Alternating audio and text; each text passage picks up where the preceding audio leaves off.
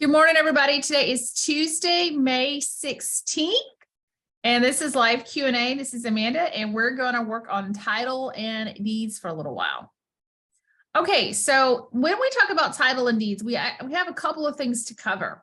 We got to talk about the residential property sale process. I'm actually going to skip that for this morning.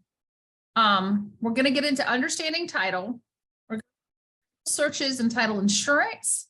We're going to talk about the trade. And we're going to try to get into deeds and types of deeds, and we're going to get into recording the deeds and notice. Now, one thing I want to point out to you guys, for most of you, when you finish your Colibri course and you go on to take your state licensing exam, most of you are only going to have about 4 questions about titles and deeds. So in the big scheme of things, when you're taking your state licensing exam, this isn't a heavy topic. There's not a lot of questions per se coming from this area, but this is very important for your business of real estate. It's very important for you as a real estate professional to understand title and deeds. This is the foundation of the transfer of ownership between the old owner and the new owner. So don't discount this topic because there's only 4 questions, okay? This is a very important topic. It's very important that you understand how this works, because this is the mechanics of how that house goes from the seller to the buyer. A very important thing. All right, so let's go over one of the things I'm very big on is I'm very, very big on vocabulary. Vocabulary is very important to me, and it should be important to you as a student. If you're reading a question and you don't understand every word, if you don't know the meaning of every word in the question, then you need to go back and study a little bit more. So let's take a moment to cover some basic vocabulary. So when we're talking about titles and deeds and wills, you'll understand. Okay. So 3 of the basic things is a title, a deed, and a will. So let's start with title. Title, guys, is just another way of saying actual ownership of real property. When you own real property, you have the title. You are said to possess title. So in real estate, we don't say ownership. We say title. So from here on out, when you're in your course or you're doing a quiz and you see the word title, remember, it simply means ownership, ownership of real property. Okay. Very important word. Title, title, title.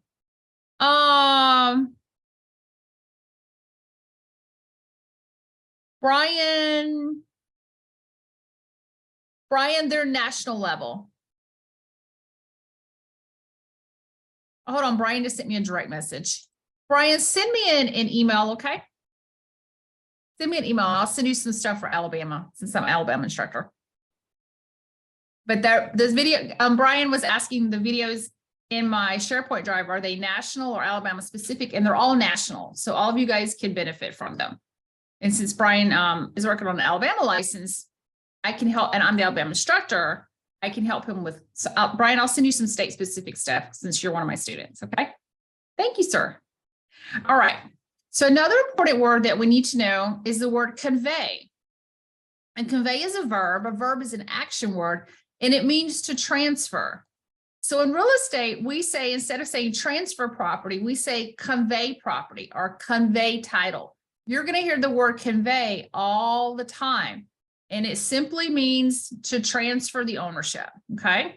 So in real estate, title, remember title is ownership. Title is conveyed either through a sale, a gift, or an inheritance. Those are the 3 main ways that stuff is transferred between the old owner and the new owner. It's either a sale, it's either a gift, or it's inheritance. Yeah, Caroline, just send me an email and I'll send you some state specific stuff too. I think I've already sent it to you, but I'll double check. Yeah, just send me an email, Caroline. I got you. No worries. All right. So again, in our business, since we are becoming real estate agents and we're thinking about selling real estate, we always just tend to think of it as sales. But remember, we're talking about the transfer of property. So it either can be through a sale, as a gift, or through an inheritance. So conveyance, this is the transfer of title. Remember, title means ownership. So this is the transfer of title of real property between individuals. using legal instruments called deeds and wills. So convey is the verb. Convey means to transfer. Conveyance is the act of transferring. It's the act of transferring the title from the old owner to the new owner. And we transfer these titles, we transfer this ownership using a special document, these special legal instruments called deeds and wills, deeds and wills. Now let's look at this term instrument. And I know this is very basic for some of you guys, but to me as an instructor, I think it's very important that you have this vocabulary. So what is an instrument? We're not talking about a musical instrument like a saxophone or a piano. An instrument is a fancy legal term for a written legal document. Now, this is a special written document that outlines a transaction to occur between parties. So when we have an instrument, it's making something happen between two or more parties. So a deed and a will is making something happen between the old owner and the new owner, okay? So we got title means ownership, convey means to transfer, conveyance is the act of transferring the ownership, the title from the old owner to the new owner using these legal instruments, these special documents called deeds and wills. So that is our foundation right there for this chapter. So now we got our foundation, we got our vocabulary in place, and we can go forward. All right, so what is the difference between a deed and a will? Do any of you guys know the difference between a deed and a will? Can y'all put it in the chat for me? What's the difference? Or you can mute yourself or unmute yourself and tell me too. Does any of y'all know the difference between a deed and a will?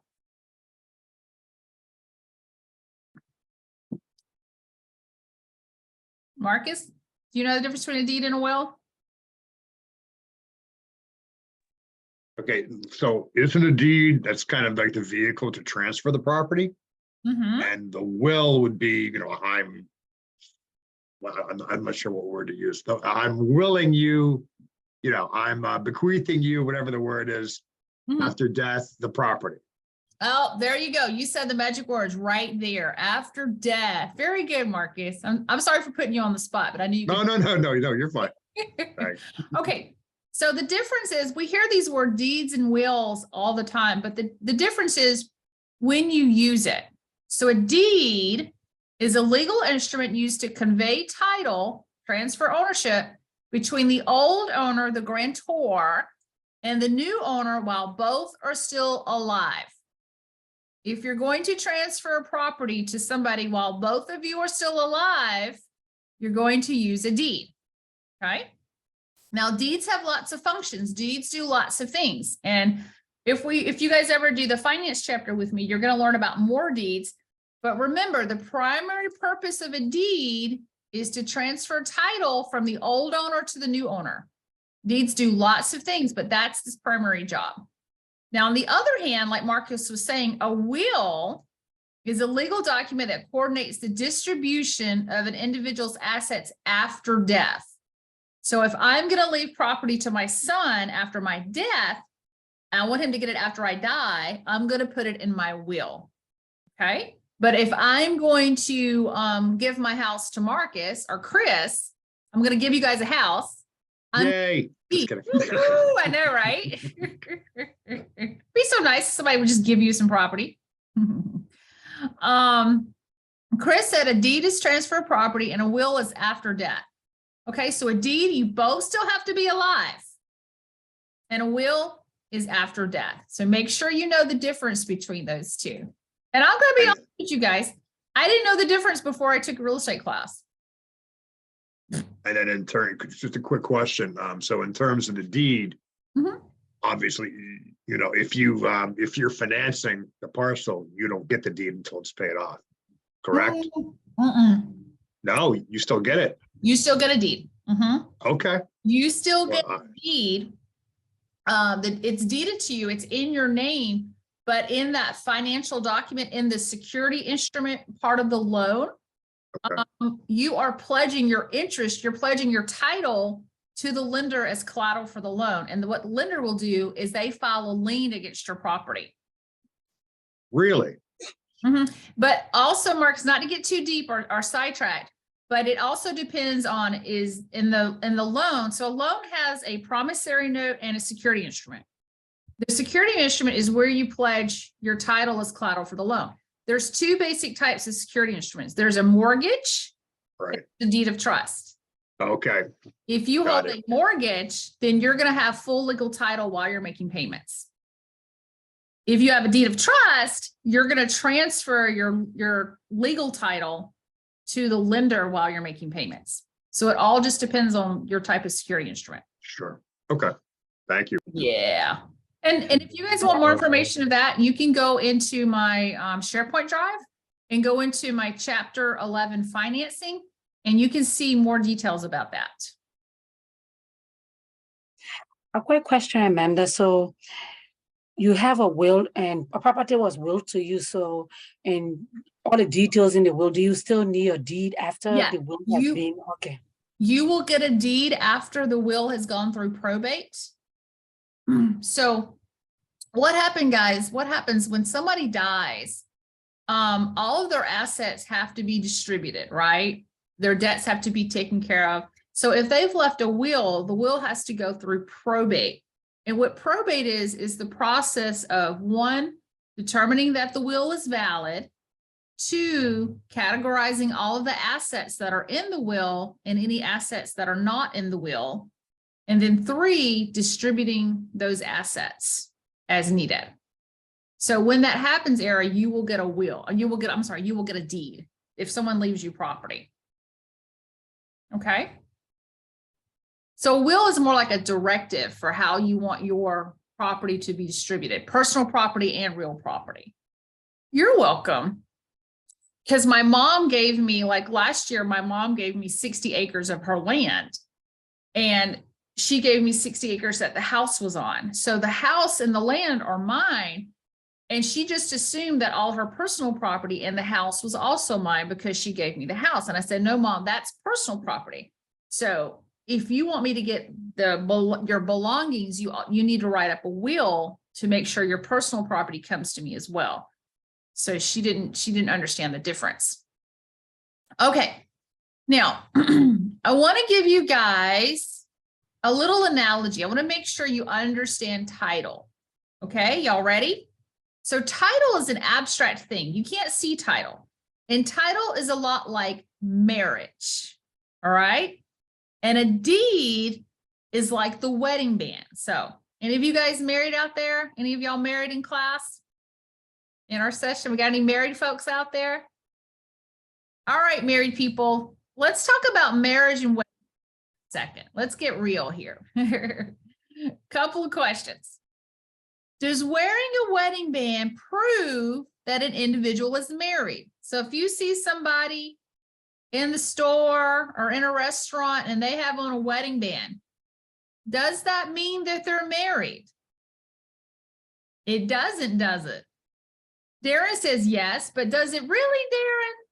Does it really? All right. Now, why do I ask this question? Because, guys, a couple of years ago, I worked at Home Depot. I love to build things. And when I got a job at Home Depot, when I first started working there, the other cashiers, I worked at the pro desk. So I was around contractors all the time. They were like, hey, Amanda, not that I'm Miss America. Okay, guys, don't take this like I'm trying to say I'm Miss America. All right. They were like, hey, Amanda, these dudes are going to hit on you. It's just what they do. They hit on all the new people, all the new women here. Okay. So they were like, just be prepared. And you know what? They were right. Listen, ladies, if you're single and you want to date, put on a little cute outfit, but not too cute, and go to Home Depot on a Wednesday morning and walk around where all the wood and plywood is. You'll get some numbers.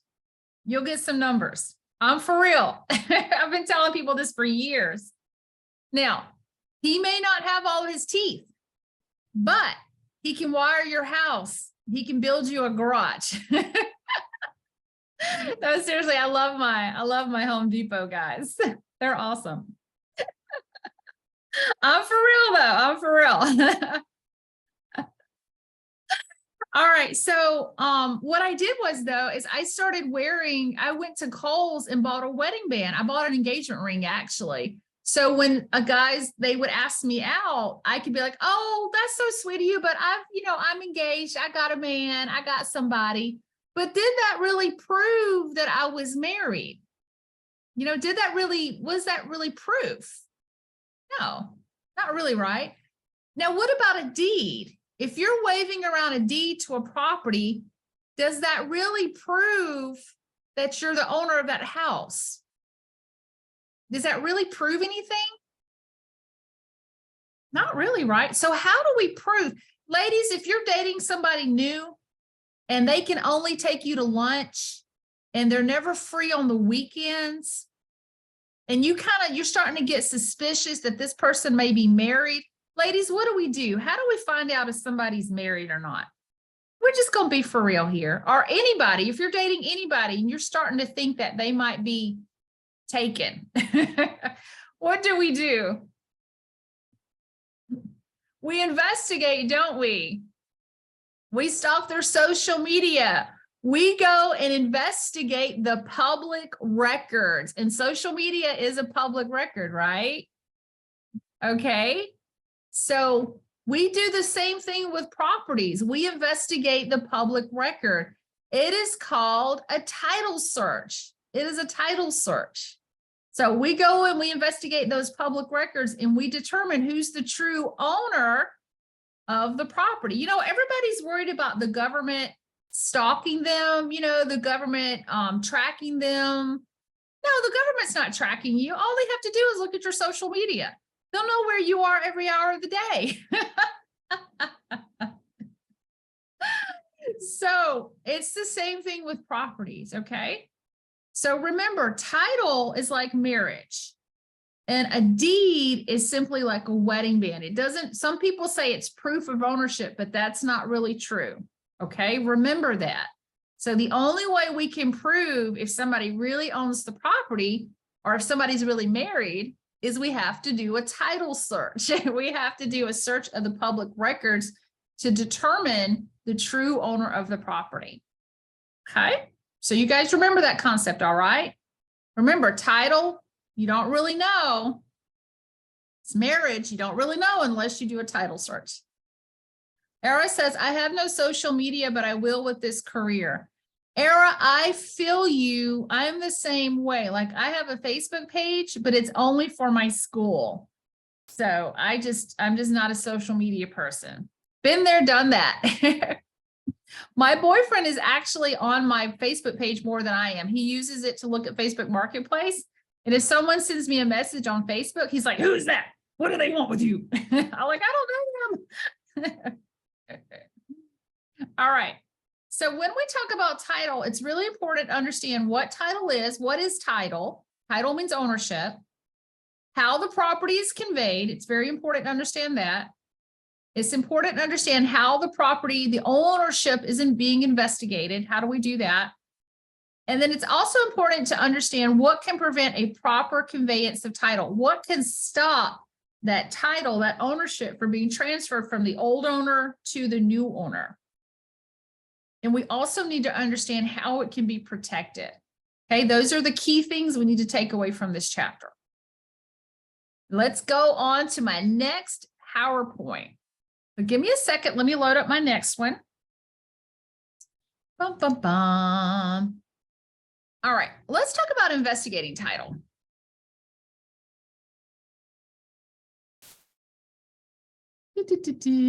All right. So we're going to talk about this mostly through the lens of buying property, because most of you are, well, all of you, that's why you're here, right? To get your real estate license, to help people buy and sell homes. So when we're doing a sales transaction, hold on, I got a message just popped up here.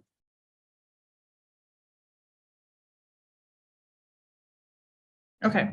So when we're doing a sales transaction, once we go under contract means the house was for sale, it's on the market. A buyer went and visited the house. The buyer liked the house. The buyer made an offer.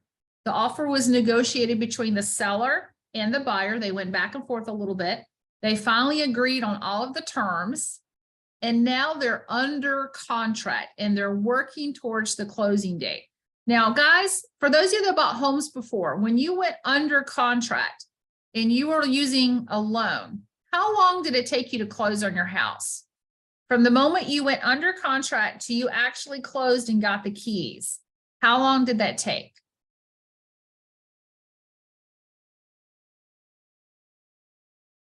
Michelle Lynn says about 30 days. Mary says a month and a half. Chris says 30 to 45 days. Adele says a few weeks. Kelsey says, hey, Kelsey. Kelsey says around 2 months now. Marcus says, for me, it's about 3 weeks. And it really just depends. It depends on the property. It depends on what's going on in the market. It depends on your finances. So, but usually I think it's safe to say 30 to 45 days, just depending. So that time period, from the moment you go under contract to you actually close on the house, this is called the due diligence period. Due diligence period. And this is a very, very, very important time. So this is when the buyer, they really need to fully investigate the house and decide that, make a decision. Am I making a good decision? Do I want to move forward on this house? Okay. So due diligence means investigating facts about the physical and financial condition of the property and the area the property is located in. Think about the due diligence period is the time when you're doing your homework. You're making your mind up. Do I want to move forward? Okay, it's kind of like that serious dating phase. You guys know that the dating phases, and I relate a lot of real estate stuff to relationships, you guys, so just bear with me. It's like that phase where you've been looking, you've been kind of dating and talking, and then you get serious, you're exclusive. It's kind of like when you get engaged, that's your due diligence period, right?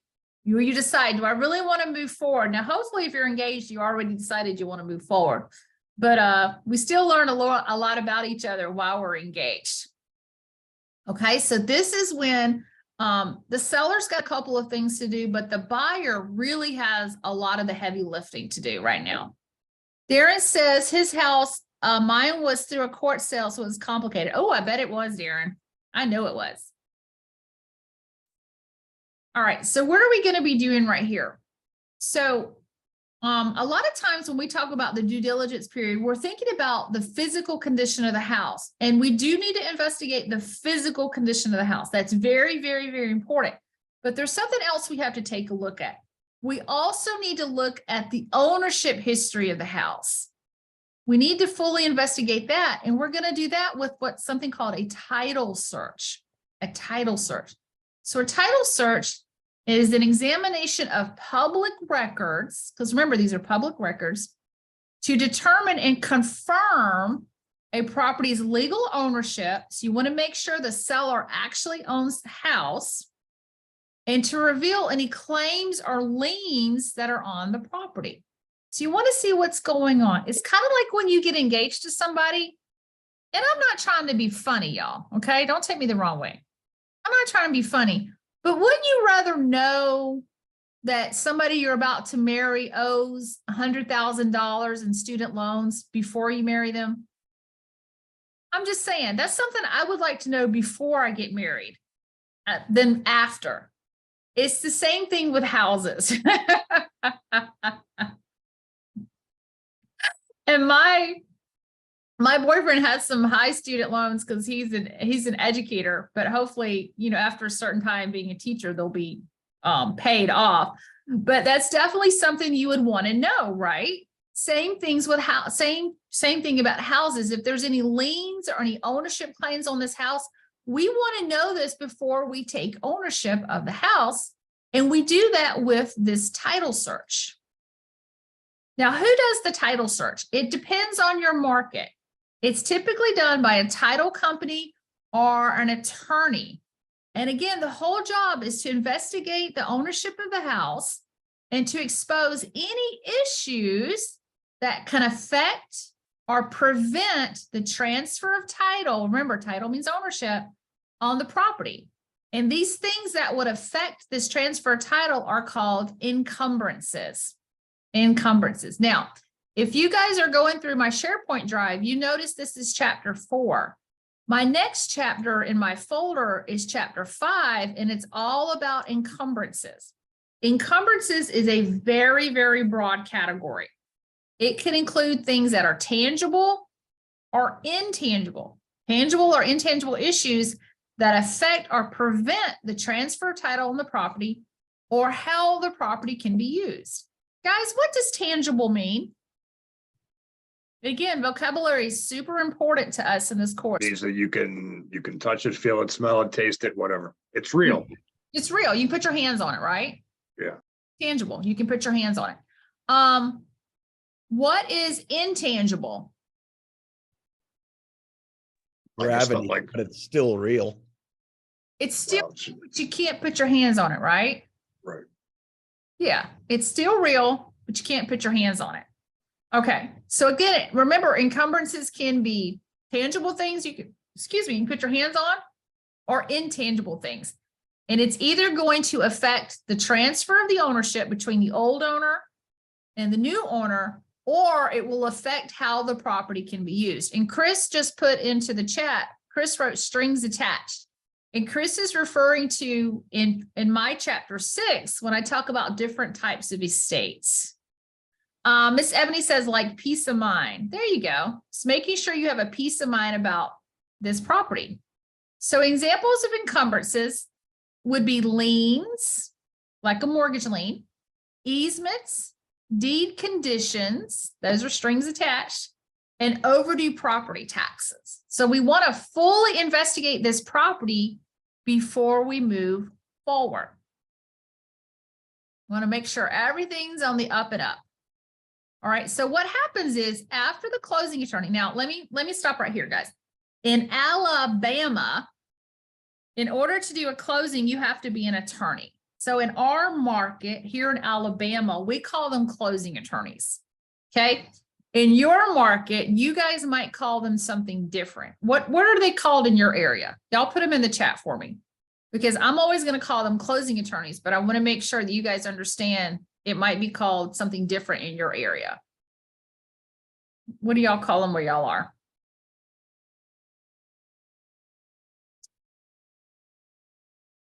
I'm waiting to see if anybody puts it in the chat. Nobody? Nobody? Okay. It might be called an escrow agent, a settlement agent, escrow agent, settlement agent, escrow attorney, something like that. So if I say closing attorney, guys, just realize I'm talking about an settlement agent. There's something else that's called escrow agent, something like that. The person who's coordinating the closing. Okay, that's what I'm talking about. All right, so what happens after we do the title search, then the attorney, whoever did the title search, Marcus says a title closer. Yeah, but no matter, even if you're using a title company, I guarantee you there's going to be an attorney on staff.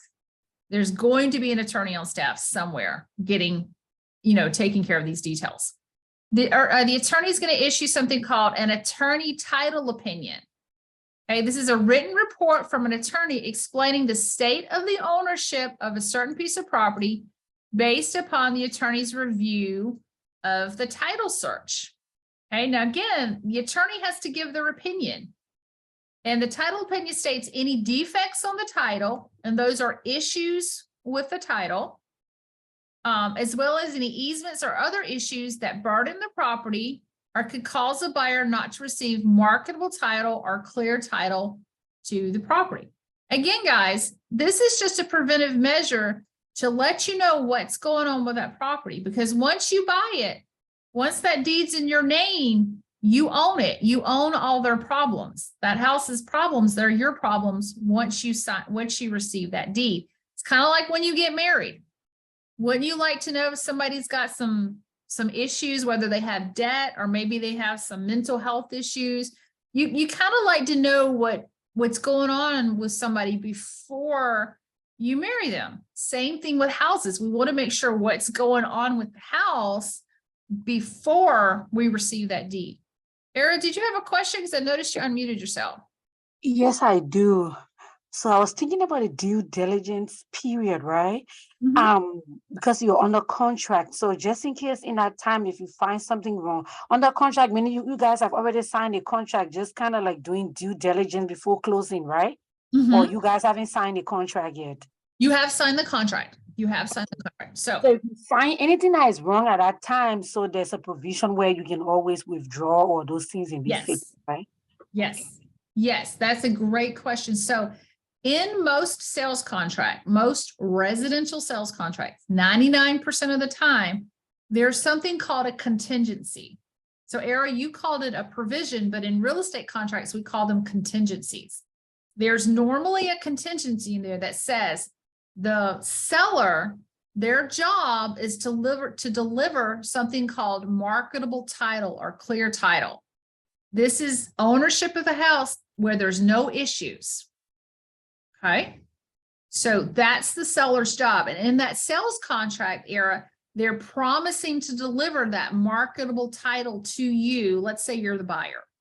And if they can't do that, then they're in default of their contract and you, the buyer, can walk away without any issues. Okay. Marcus is saying in the chat, the title must be free and clear. Yes, it must be free and clear of any issues like that. So we call it marketable title or free title, or I'm sorry, clear title. And that's the whole point of the title search, is to make sure that seller is delivering that clear title to the buyer as outlined in the contract. So yes. Era, does that make sense? Yes, it makes sense. Great, great. Awesome, awesome, awesome. Now, one thing that you'll focus on when you get your license and you go to your post-license class, that's the real world stuff that we focus on in post-license, is contracts and contingencies and what happens when it doesn't work out, when when there's problems with the house, either physical problems or title issues. So that's the kind of thing, real world stuff you get to learn in post-license.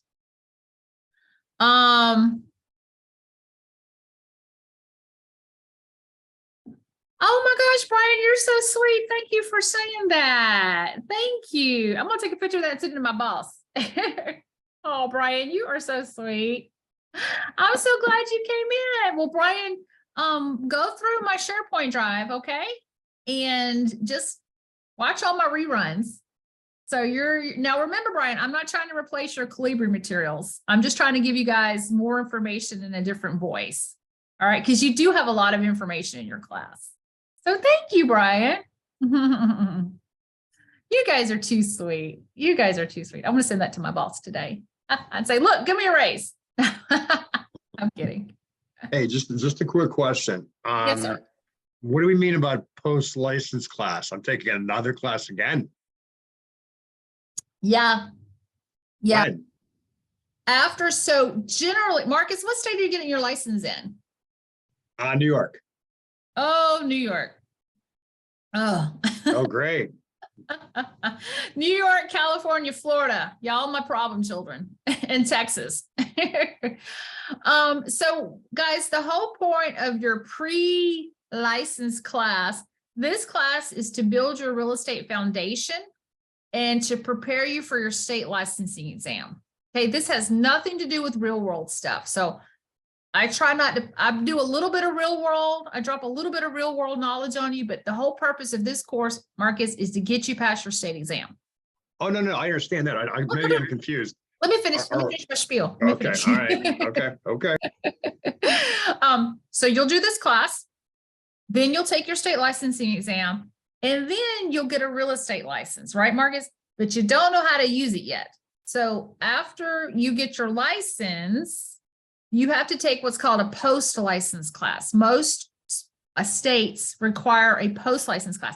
And that's the class where you learn how to use your license. You learn how to write contracts, do open houses, negotiate, do CMAs, all the real world skills that you need to use your license.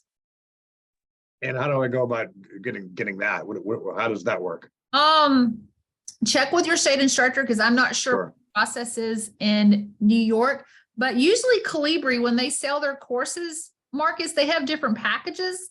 So Right, sometimes students will buy the pre and post package together, but it sounds like mhm, it's got the pre-license class.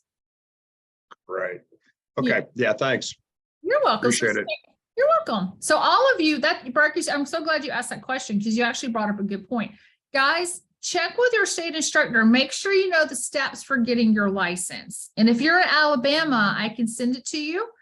But if you're not in Alabama, I can't help you because every state's process is different. Yeah, most of you will have to take another class after your state exam. Okay. So good question. All right. Now, let's talk about what happens. I'm looking for my prop here. Let's talk about what happens after we do a title search. So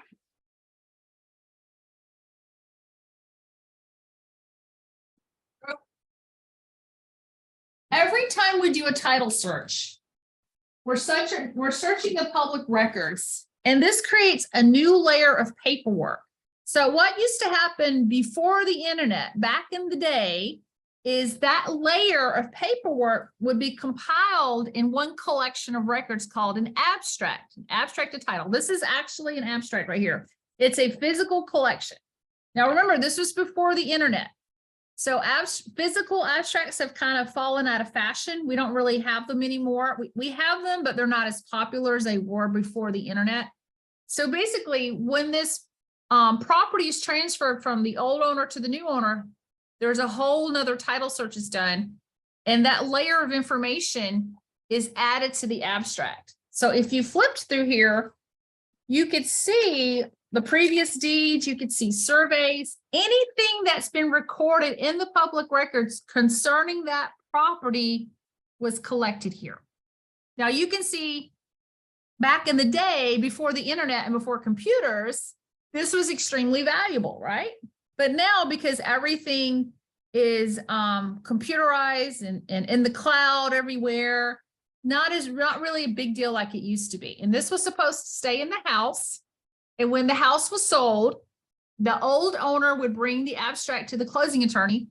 The closing attorney would add a new layer of paperwork, and then this would be given to the new owner, and it would stay with the house. Miss Ebony says, like a Carfax. Oh, Miss Ebony, I'm so glad you said that. All right, now here's the problem with title searches. Let's stop and think about this for a second. And again, I use a lot of analogies. So I'm going to talk about used cars for a second. All right. How many of you guys have ever bought a used car? All my cars are used. I'll be honest with you guys. I've never bought a new car. I'll never buy a new car. I like used cars. I just do. I just can't do the depreciation. Okay, let's say you're shopping online for a used car. What's that one document they want to push in your face when you're buying a used car? What do they always tell you about used cars to make you feel better about buying them? What do they say about used cars? They say, look at the Carfax. You guys know what the Carfax is? Y'all seen Carfax reports? So a Carfax report is a report on a car, and it shows you all of the accidents and the claims, right? Travis, you familiar with Carfaxes? They always try to tell you it's got a clean Carfax. Okay, well, let me tell you guys a quick little story. I love cars. I'm a car person. My boyfriend's a car person. Between the two of us, we have six vehicles. We love cars. Okay. I love BMWs. BMWs are my favorite car. Older model BMWs. Okay. So when I finally got into position as an adult, I bought my first BMW, and you couldn't tell me nothing. You couldn't tell me nothing. I had a 2004 325i 4-door sedan, and it was a stick shift because I drive manuals, right? That's how much I love cars. So what do you do when you get a car? When you think you're looking cute in your car, guys, what do you want to do to your car to dress it up and make it look even better? My car people know where I'm going with this. What do you like to do your ride to make it look even better? I put a tint on it, but I did something else. Marcus says I'm going to pimp it out. Rims, Brittany, you got it. Brittany's ding, ding, ding, Brittany. I got to get some rims, right? So my car, my little BMW had 18-inch stock rims, but that wasn't good enough for me. I didn't want big rims, but I wanted a little bit of a rim, right? So I found these 19-inch rims. They were beautiful. They were expensive. They were beautiful. So I put the 19-inch rims on my car and had to get these low profile tires. And you couldn't tell me nothing, you guys. You couldn't tell me anything. I thought I was everywhere. Rims, Brittany, my car was silver. My rims were alloy. And they were like these designed for BMWs. They were sharp. They were sharp. It was just sharp. Okay. You couldn't tell me nothing in my new BMW. So I'm driving and one day I noticed there's a bump on my tire, my rear passenger side tire. There's a bump. And I'm like, that's weird. And so I had my tire fixed, my tire changed. And a month later, I got another bump. My tires were scraping on the wheel well. And I'm like, why are they doing this? They didn't do this before when I had my 18-inch rims, my stock rims. I was like, why? I put these bigger rims and now my tires are scraping, but only on one side. This is really weird. My car had a clean Carfax though. Carfax was good. So I took my car to a body shop and they said, okay, let's x-ray your car. They gave my car an x-ray. They were like, wee, right? You want to guess what was wrong with my car? What was wrong with my car? No, it wasn't spacers, Marie. Frame damage. My car had been in an accident. My car had scoliosis. Its frame was bent. And guess what? As long as I had those stock 18-inch rims, you didn't notice it. But the moment I went up 1 inch, it was too big for the wheel well on one side and it scraped. It wasn't in the Carfax. Why? Because my car had been in an accident. Somebody's shade tree mechanic had fixed it. So it was either cousin Ray Ray or Uncle Bubba had sprayed and fixed my car for me. You couldn't tell by looking at it.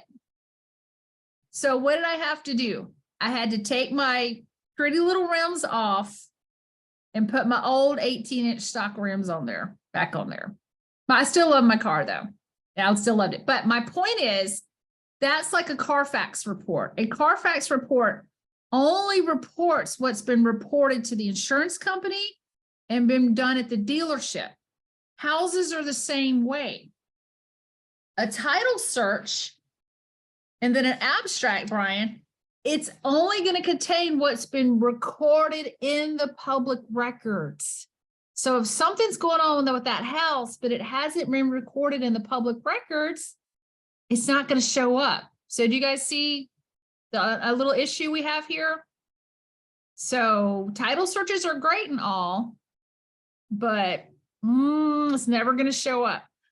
Timothy says, still never going to buy a new one. No, Timothy, you know why? Because all they do is paddle shifting now. And I can't stand paddle shifters.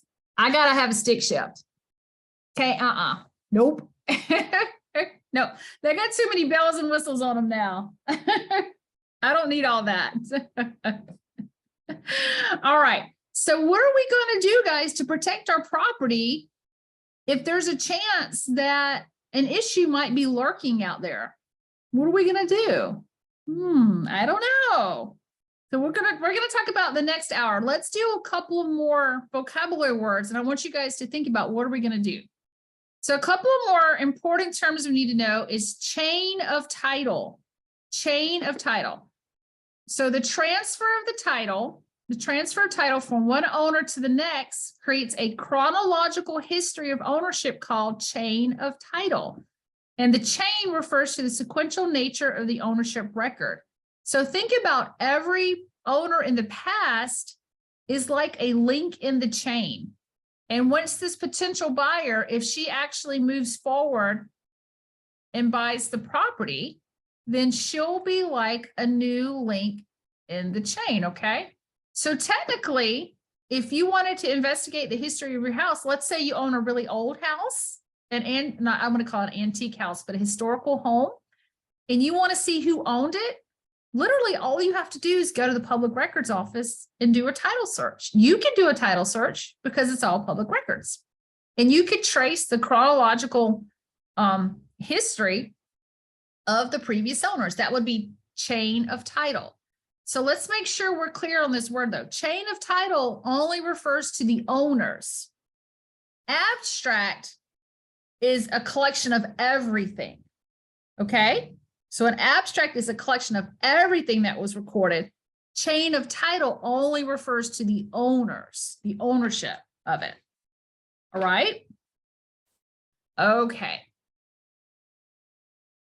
Now, what happens though if we're doing a title search and there's a break in the chain? If something wasn't properly recorded, then that creates what's called a gap in the chain of title.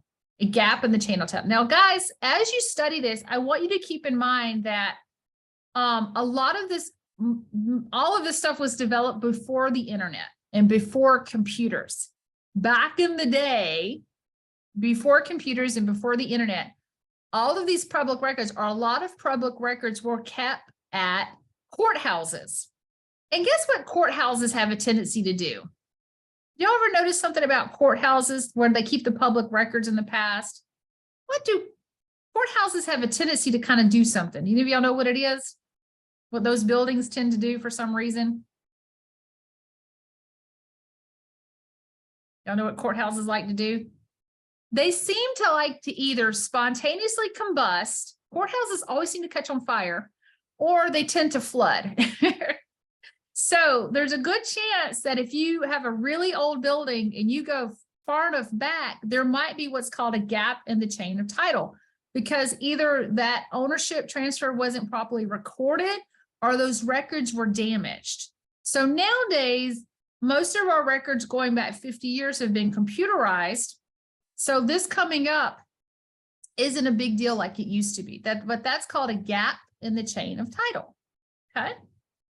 Now, let's talk about one more thing I want to talk about before our break is when we're investigating the title and a problem comes up. What do we call that, you guys? We do the title search and we discover there's an issue. That is called, now we want it to be a marketable title. We want the title to be marketable, free and clear. But if we do our title search and we discover an issue, that's called a cloud on the title or a clouded title, right? And some issues are more serious than others. It's a lot like clouds. Sometimes you'll look out on the horizon and there'll be a little bitty cloud and you look on your weather app and it's like 15% chance of rain. And you're like, okay, no big deal. And then sometimes, guess what? Category 5 hurricane storm coming at you. Right? So some problems aren't serious. They can be easily taken care of, little clouds, but sometimes we can have some really serious, big, dark, heavy, threatening clouds causing problems. So this is called a cloud on the title or a clouded title. And we typically learn those when we do our title search. Okay. Now, the problem with the cloud is the cloud has to be removed. Now, examples of clouds includes disputes over the true ownership of the property, who actually owns it, mortgage liens. So like I was telling Marcus in the beginning, when you buy a house, that lender is going to file a lien against your property. So you'll have a mortgage lien, gaps in the chain of title, something called a mechanics lien, and then incomplete deeds and easements. So again, different things create clouds on the title. But the problem is we've got to clear these clouds up before we can sell the property. So before that title, that ownership can be transferred from the old owner to the new owner, we've got to remove this problem. And removing that problem is called an action to quiet title. Action to quiet title. Now, how we fix it depends on what the problem is, okay? Again, some things are easy to fix and some things are a whole lot harder to repair. Now, why is this a big deal? Let's say that we're selling a house and the title search comes back and reveals there's a lien on the property. Maybe there's a mechanic's lien on the property. Do you guys know what a mechanic's lien is? Anybody want to tackle that vocabulary word for me? Have y'all studied mechanic's liens yet? Do y'all know what that is? It's like when you didn't pay fully for like, someone who's like doing repairs or something, building something for your house, something like that. You know what I mean? Yeah. So basically it's where a contractor, a general contractor, some type of tradesman, like a contractor, an electrician, a plumber, they did some work on your house and you didn't pay them. And so since they can't repossess their work, they file a lien against your property. That's called a mechanic's lien. Okay. It's not a mechanic like a mechanic that works on your house.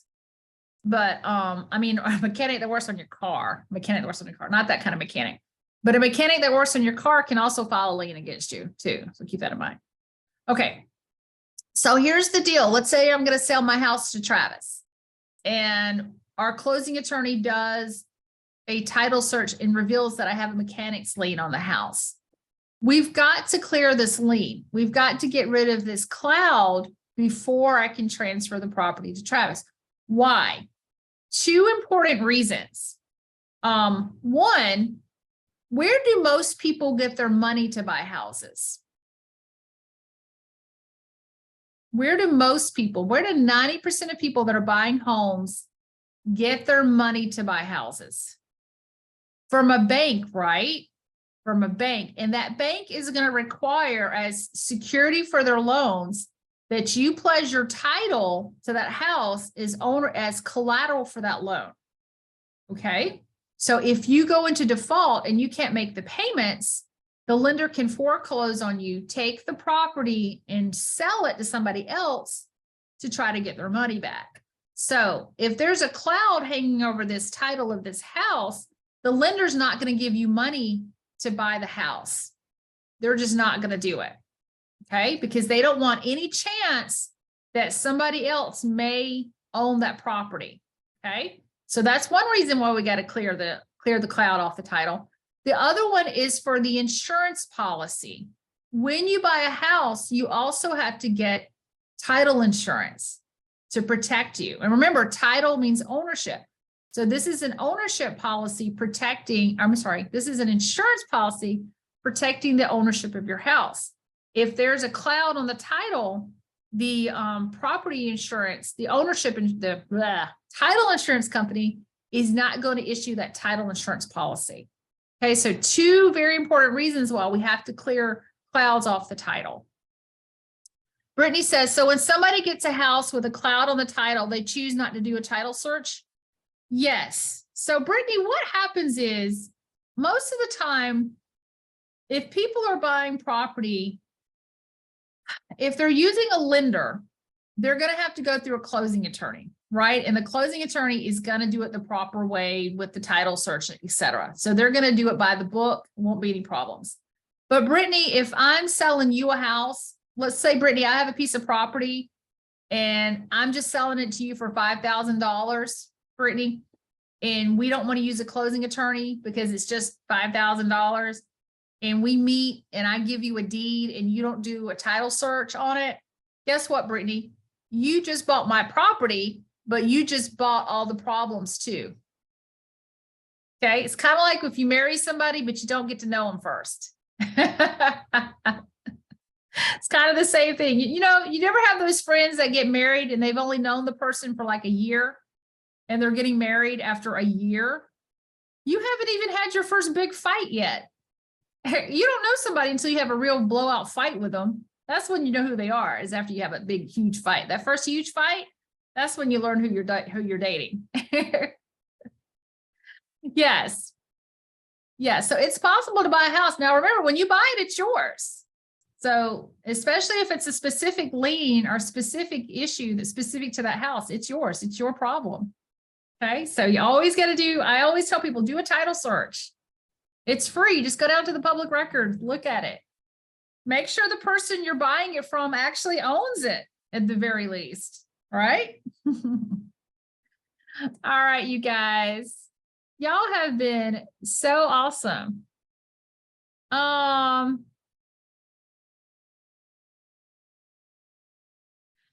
Jennifer says, I got married 2 months after meeting my husband. Been together 9 years now. Oh, that's awesome, Jennifer. You and Joyce Meyer are the same way. Joyce Meyer always says in her teachings that she had like 3 or 5 dates and got married. She always said she had to marry her husband really quickly before he found out how crazy she was. Stephanie says 4 months, married 15 years. That is awesome. Yeah, that is great. Congratulations. That is awesome. All right. So guys, it is about that time. We're going to stop because we're out of time. I'll be back in an hour and we'll continue our discussion on title and deeds. Thank you so much, you guys. I'll see you in an hour. Bye. Oh, Marie, I don't know anything about that meeting. Sorry, I haven't heard anything about that. I don't know anything. Thank you, guys. Thank you for all the nice things you said today. I appreciate it. It's 12 to 1, right? Central time. Yes, ma'am. I'll see you in an hour. Bye.